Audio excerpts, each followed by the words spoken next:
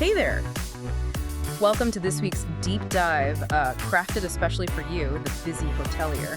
Today we're unpacking White Sky Hospitality's pick of the 5 most interesting stories hitting hotels and distribution right now. That's right.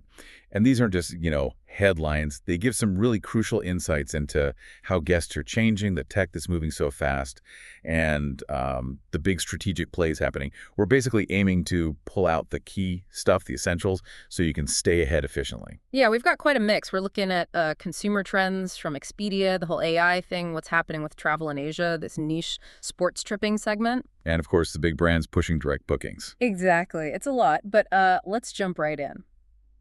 Okay, first up, how people are thinking about travel. Expedia's data is pretty clear, isn't it? Yeah, it really is. For half the people they surveyed, travel is actually a higher priority now than it was just 5 years back. Wow, half. Wow. And it's not just that they're traveling, but how they're doing it seems different too. Things like flexcations. Right, those longer trips, kind of blending work and time off, that and pure bleisure are definitely growing fast. But what's really grabbing me is why they book where they book. Reviews are huge now. Oh, absolutely. They found reviews are basically on par with price. 76% said they'd pay more for a place with better reviews. And social media, it's not just scrolling for pretty pictures anymore. Not at all. 61% use it for actual discovery, finding places, and get this, influencers. Their recommendations apparently swayed, 73% of recent booking choices. 73%. That really changes where you need to be seen, doesn't it? Totally. It shifts your marketing focus, fundamentally. Okay, so from the customer side to the tech side, Yeah. this agentic AI revolution sounds big. It kind of is. The idea is AI moving beyond just, answering questions. It's becoming an agent that can actually do things like book your entire trip, complex stuff, all on its own. Right, so not just a chatbot, but something that acts for you. What does that mean for hotels, for distributors? Well, it raises a big question. To really work with these AI agents, you need serious, immediate investment in your digital setup. Clean APIs, data structure perfectly, content that machines can read and use instantly. That's the table stakes. So the tech infrastructure has to be spot on. Exactly. The ones who win here will be those ready for AI to basically book directly, smoothly through their systems. Okay, infrastructure readiness. Got it. Let's shift continents. Asia.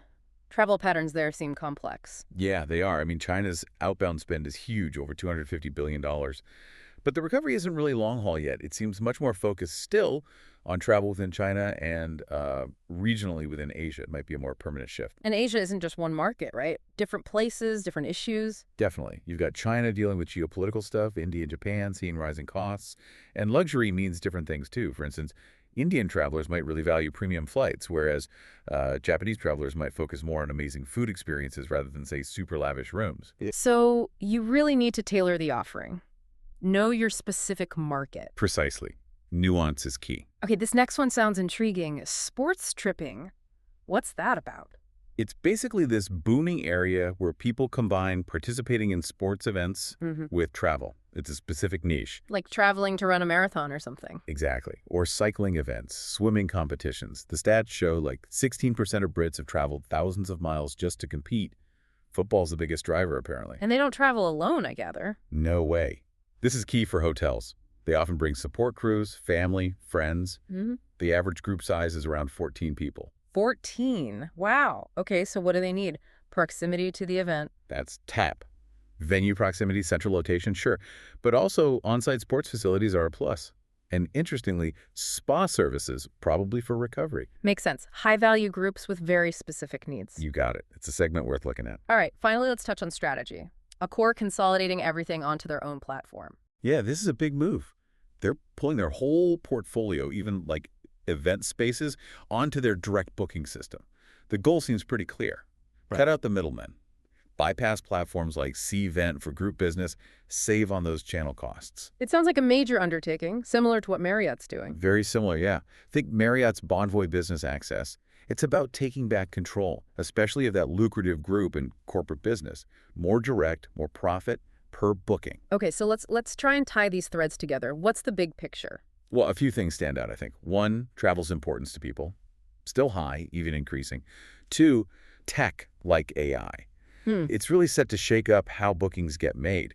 Then you've got these specific regional nuances, like in Asia, and these strong niche markets, like sports, demanding tailored approaches. And the big brands are making aggressive plays for direct business. Exactly, controlling the distribution channel, controlling the costs, and the guest relationship. So for you listening, what does this all boil down to?